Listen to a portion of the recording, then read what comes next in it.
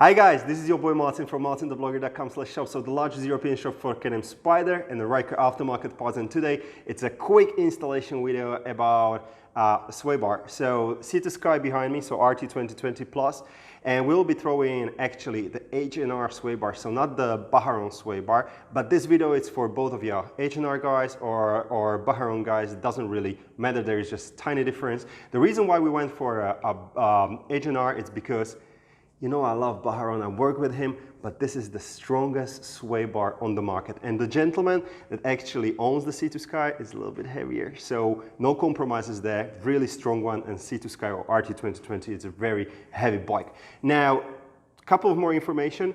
One, 2022 rules on all of my videos, no video ads, that's very cool. No bullshit around, we will go straight to the point, try to make it as fast as possible. And three, there are two more videos basically about what you should check maybe. All of the upgrades about C2 Sky, it's in one separate videos. I'm talking like why we are doing it, even about the sway bar, like why we are putting sway bar there, and all of the other upgrades. And two, simultaneously, or after this video, I'll be recording also, we'll be changing those super weak shocks. So stay tuned on that as well. Now, enough of this. Let's get started. Alpha and Omega about the installation is to have enough height. And this is a Spyder installation of the sway bar, not the Ryker. Ryker it's quite difficult, but Spyder it's quite straightforward. And how big space you need to have is like the size of your sway bar that needs to go in a like upside down, like without any real angles. So really like straight like this, you need to have that space, which is like, I don't know, 60 centimeters, 24 inches, something like that. Now, I'm not there. I'm tiny bit short, but we will figure it out. And also make sure everything is secured, guys. I mean, I'm just saying, this is cracking. This is heavy beast. So everything is really secured, so nothing can go really wrong.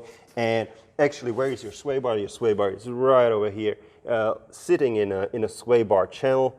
And these are the plastic links that we will change as well. So now, all right, now we need to go under the bike and remove some plastic covers. So this is our front of the bike, so the skid plate or whatever it is. We will need to remove this plastic cover, so we can get to our sway bar and remove these wherever they are, just in the sway bar channel, what they, whatever it is. And this plastic cover, the front side will need to go off. How it's held, like 3 push pin buttons on each side. So one is here, another one is here, and the third one is here. So 3 push pin buttons and 1 T30 screw. Same goes for this one. Now as for this plastic, it's quite simple. 1 push pin is here, and the other one, it's right over there. You can just feel it like one side and the other side of the plastic cover. For the push pins, as I always like to say, in case you would like to play around your Spyders and Rykers, buy at least one of these push pin removal tools. You can buy them also with 20 extra plastic push pins, so you're backed up in case you break them. So it's a good tool. Have them or not is your call.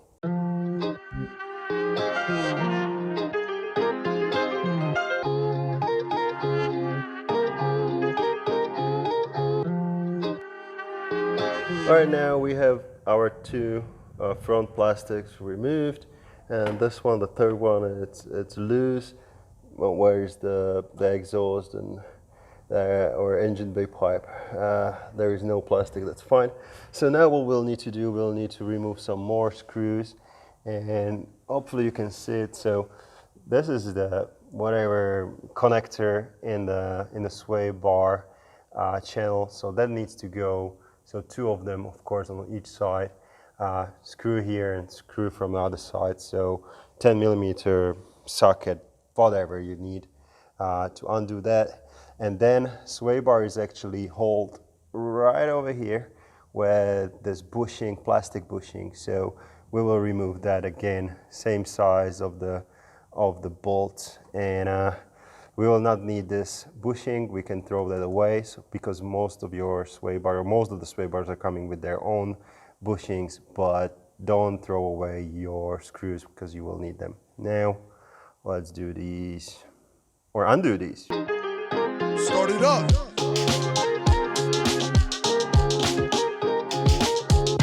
Alright, so our sway bar is kind of loose. Still we cannot remove it because it holds on these links. Of course we have been once again removing 4 bolts, one here, one from the bushing, one from this bridge, and on the side bridge and the bushing. Now these links, in case you will be not changing them, which I don't recommend, all you have to do is remove the bottom part and then the sway bar will be loose. However, I recommend to change these plastic sheets for aluminum ones where I have them. It's here. So BajaRon has a different style, H&R has a different style, and you know, it's a one-time investment. You have to do it only once in your life or once for your Spyder. So why to keep the plastic ones? Go for aluminum. So yeah, no compromises there. Let's do it. Oh, size 13.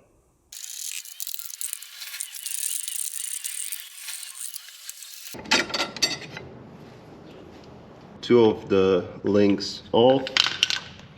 Keep the screws, and of course, you know, hey, your sway bar is loose, and throw away these because they will not fit anymore. So that's all fine.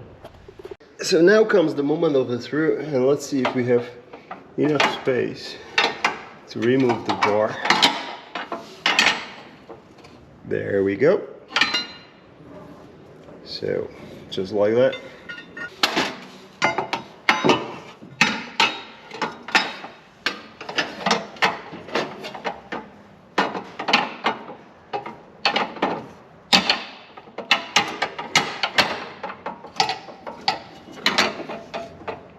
There we go. All right, what I like to do next is replace or put back the links, okay? Of course, it's up to you if you will put links back on or the bushing, it's up to you. Now, with links, how it always goes is with every link you will receive 4 spaces, so 2 links, 8 spaces, and they need to go, the spacers needs to be inside, not outside. Be careful, they need to be inside, of course. Now, H&R will give you, let me see, will give you this kind of plastic tube that goes inside, so you can, you can easier fit those spacers, because otherwise it will be pain, to do it. And once you put the bolt in, of course, the plastic tube will fall off. I think BajaRon, what is now doing is giving you a wooden, like it's the same thing, it's just from wood. So don't tighten anything up, just put the links there very loose and connect it to the sway bar. That's what we're gonna do, all right?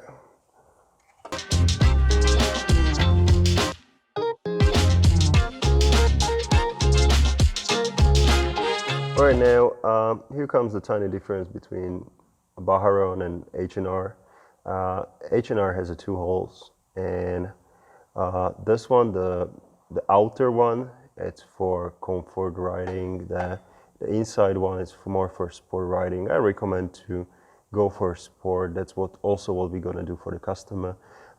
It's because like you will get more advantage from the sway bar. I'm not saying you have to be a more skilled rider, but it's gonna be a little bit stiffer, better for riding. And the bar goes from outside. I recommend to also do the other side first, so hook your link like this, and you will quite easy notice like if the bar should go from inside or outside. But our links are being inside, and the bar, the sway bar, is being outside. And also, like, don't forget about the spacers. All right, next thing what we'll do, we'll put the bushings back on, of course the new ones, because they have much bigger hole, because we have a bigger sway bar. Break them like this, and here is the hole for the screw. So of course the bushing goes like this. So it's quite easy. One side and the other. It's quite difficult for me when I'm recording the video. Put the bolt in, put the screw in. Do the same thing with the bridge, and do the other side. Don't tighten anything up. We will finally, after we put back bushings and this bridge, we will position our sway bar for the final moment, so everything is in the center. and then we will tighten everything up, and we are almost there.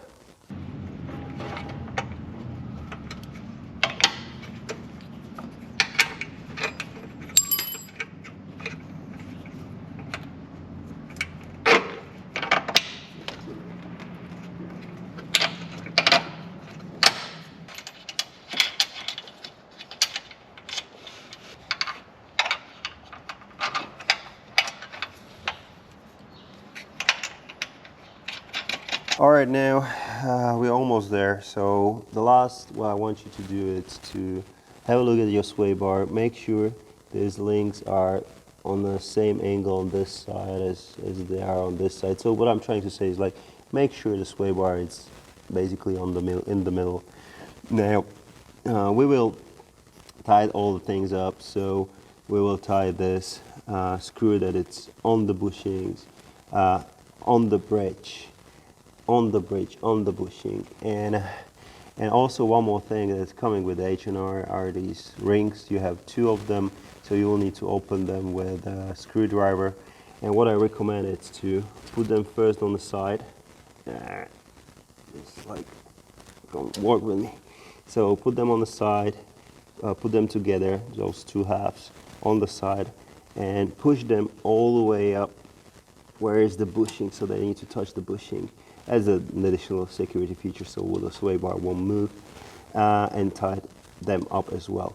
Now as for the links, BajaRon is using 18 Newton meters, and basically he's telling you not to over tight those. H&R is using 25 Newton meters. My top tip here, in case you do not have yet the torque wrench, it's a great thing, and I have bought this one from the bicycle shop because it has nice, you know, from all the way up from, I don't know, like a couple of Newton meters, like 2 or whatever, to 25 or so.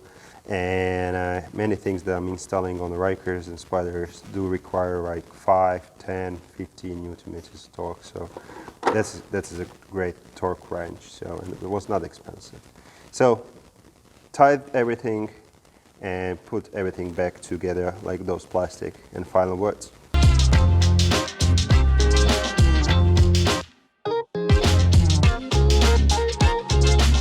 So the installation is over. It's a massive improvement to it. Hopefully it was like bang, bang, bang, not really a long installation video. Now, just for you, in case you are interested in, I'll be doing right now installation of shocks, so that's another video, and of course stay tuned because we are doing much more improvements to this beautiful Sea to Sky, like protection of those radiators and many other things like that. Martin the Vlogger, check martinthevlogger.com/shop, the largest European shop for Can-Am Spyder Riker aftermarket parts, and of course also check on those toursonthread.com, the coolest tour and rental agency in the world, that it's based in Bratislava, Slovakia, so super close to Vienna airport. It's like 30 minutes of riding. Yeah guys, and this is it. Thank you very much for watching, and remember, always have fun and buy the H&R SwayBar.